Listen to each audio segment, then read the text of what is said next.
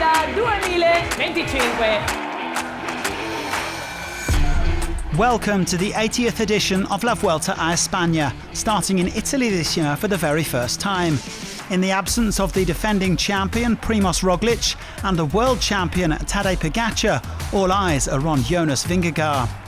The Dane starts as the clear favourite, and he'll have support from Matteo Jorgensen and the 2023 winner Sepp Kuss as he targets a maiden Vuelta victory. I'm here for one goal, and that's to win the overall classification here. That's my goal, that's the team's goal, and the preparation went pretty okay, so the shape is good and we have a strong team for it. In Pogačar's absence, Almeida and Ayuso will be co-leaders for UAE, while other GC hopefuls include O'Connor, Landa, Ciccone, Hindley, Gal, Bernal, Tiberi and Pidcock. Stage 1 though is all about the sprinters, and the men to beat are no doubt Jasper Philipsen and Mads Pedersen, the opening stage winners at this year's Tour de France and Giro d'Italia. Yeah, we'll see. It's always a Grand Tour, so the level will be definitely high. Everybody wants to take the red jersey here at the start, and it's an important day.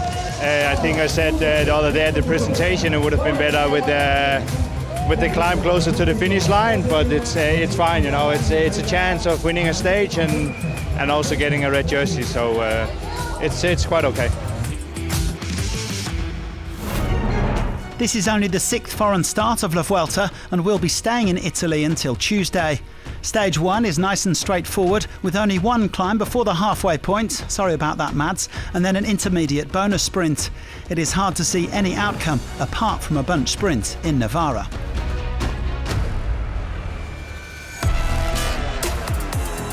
Stage 1 of the 2025 Vuelta a España is officially underway. 184 riders embarking on La Vuelta, which was first held 90 years ago. And shortly after the flag dropped on the outskirts of Turin, 6 men went up the road. Pepijn Reindering from Soudal Quick-Step, Nicolas Vinokourov from XDS Astana, Joel Nicolau from Kaya Rural, Koen Bouwman of Jayco Alula, Alessandro Vere from Arkea B&B Hotels, and Hugo de la Calle of Burgos. Well, they quickly pulled around a minute clear, but the sprint teams weren't in the mood to give them any real freedom. Lidl Trek and Alpecin de Koenig posting men at the front of the peloton for Pedersen and Philipsen, with Bahrain Victorious also lending a hand. The early average speed was consequently high, over 45 km an hour, but the breakaway never led by more than 2 minutes. Well, remarkably, more than a third of this year's field are making their Vuelta debut, no fewer than 63 riders, and 3 of them were in today's breakaway, Reindering, de la Calle and Vere. There is quite a youthful feel to this 2025 edition.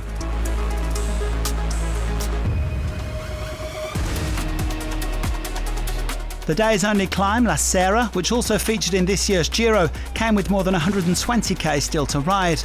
There was a bit of action in the breakaway, with Reindering going from distance to try to get those KOM points. Vere, though, hit back to take the maximum 3-point haul. Alessandro Vere, well, he's made a good recovery, bridging across, and the Italian on home soil wants to try and finish today's stage on the podium. Vere becoming the first King of the Mountains of this Vuelta 25. The gap steady at around 2 minutes as they approach the intermediate sprint in Valdengo. After missing out on the polka dots, Reindering also tried to anticipate before the sprint. The Dutchman was joined by Vinokourov, but took the maximum 20 points plus 6 bonus seconds. A few kilometres later, it appeared to be game over for the breakaway, with the peloton closing fast. But one man decided to prolong his stay up at the front. De la Calle, last year's under-23 Spanish champion, forging on solo for Burgos, and the sprint teams were happy to let him lead the way into the final 50k.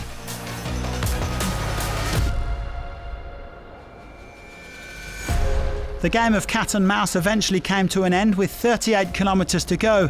Lidl Trek's Emmanuel Gebrezagier setting the pace now as De La Calle was swallowed up. It was then a question of remaining super focused on the run into Navarra, especially with the GC teams upping the pace.